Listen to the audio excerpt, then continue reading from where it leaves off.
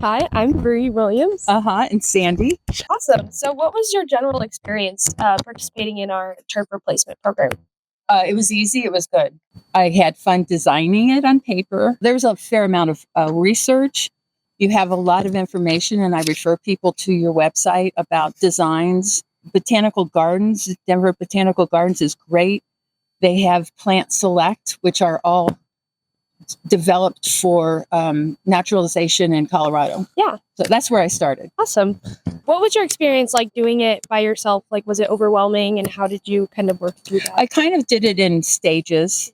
I didn't have to dig except the hole I was putting the plant in because I let the grass die completely and then put the soil on top of it. Mm-hmm. I just say do it in parts and sections. Just do it at your own pace. Don't feel like it has to be done all at once or that anyone's judging you. I would also say that the neighbors were, as I'm out here working, I met everybody in the neighborhood. So it was kind of fun. What advice do you have for future participants in the program? I say it's fun researching. I think it was a fun project just figuring out where to put what and when.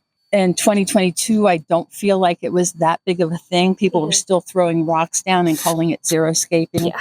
The whole idea of doing the ColoradoScape took it up another notch.